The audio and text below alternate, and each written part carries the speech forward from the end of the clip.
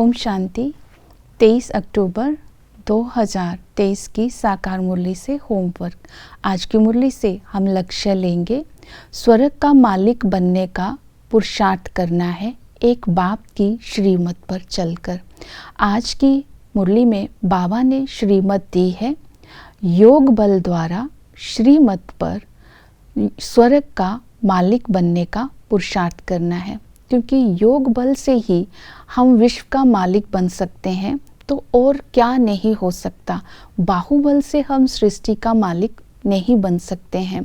योग बल को जमा करने के लिए आज की मुरली में बाबा ने श्रीमत दी है, अपने को आत्मा समझ बाप को याद करो। अपने को आत्मा समझेंगे तब और तरफ से बुद्धि योग को तोड़ सकेंगे, नहीं तो बुद्धि योग को बाकी सबसे तोड़ने में बहुत मेहनत लगती है। और तरफ से बुद्धि योग तोड़ने के लिए बाप का यथार्थ परिचय बुद्धि में रखना है। बाबा को मनुष्य चोला नहीं है, बाबा निराकार है, बाबा हमारा बाप भी है और दादा भी है। तो इस तरह बाप के यथार्थ परिचय को बुद्धि में रखना है कि बाबा सर्वशक्तिमान है और अपने को आत्मा समझना है।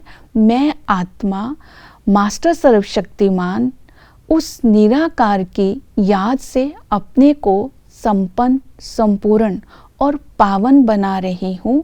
सर्वशक्तियों से संपन्न होकर विकारी संस्कारों पर विजय प्राप्त कर भविष्य राज्य की अधिकारी बन रही हूँ। इस स्मृति से आज बाबा को याद करेंगे। जब हम बाबा की स्मृति में रहेंगे तो पापों का बोझा उतर जाएगा, आत्मा पावन बन जाएगी और पवित्र संस्कार ऑटोमेटिकली इमर्ज हो जाएंगे। दूसरी विधि बताई कि बाप, टीचर और सतगुरु तीनों की मत एक ही है। तीनों की श्रीमत पर चल, तुम्हें श्रेष्ठ बनना है। इस समय बाबा हमें अपना बनाते हैं।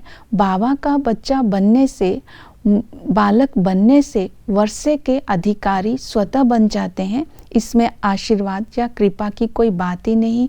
टीचर भी जब हमें पढ़ाते हैं उससे कृपा और आशीर्वाद नहीं मांगा जाता। टीचर की पढ़ाई को निश्चय से पढ़ना है।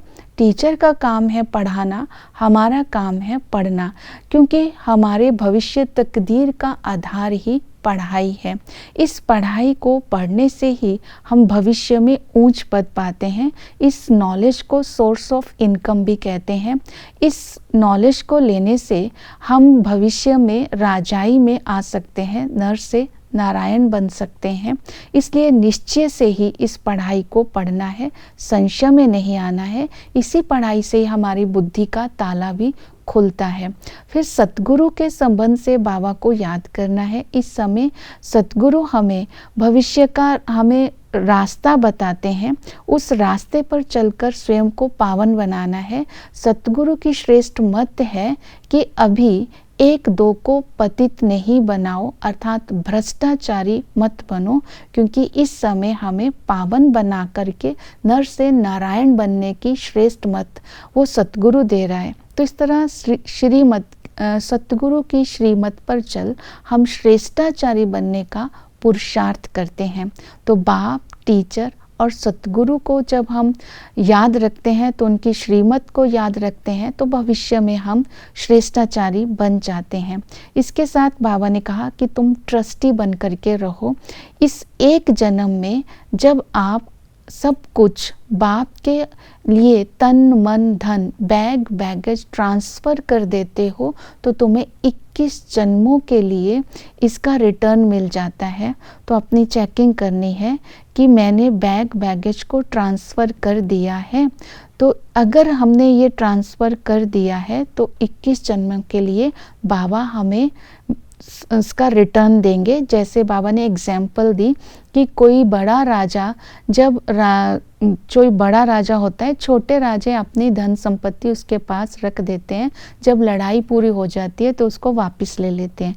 इसी तरह ही 21 जन्म के लिए हम स्वराज्य बाप से ले लेते हैं, इस जन्म में अपना तन मन धन बैग बैगज बाबा के अर्थ ट्रांसफ़र करते हैं। यहाँ हम डायरेक्ट ट्रांसफ़र करते हैं, भक्ति में इनडायरेक्ट ट्रांसफ़र होता है, उसका रिटर्न भी अल्पकाल के लिए मिलता है, और यहाँ हमें इसका रिटर्न 21 जन्मों के लिए मिलता है। तो सेवा के लिए बाबा ने बोला, नर्क में जाकर के तुम्हें ज्ञान का दान देना है, और गरीब निवाज ही ये सेवा कर सकते हैं।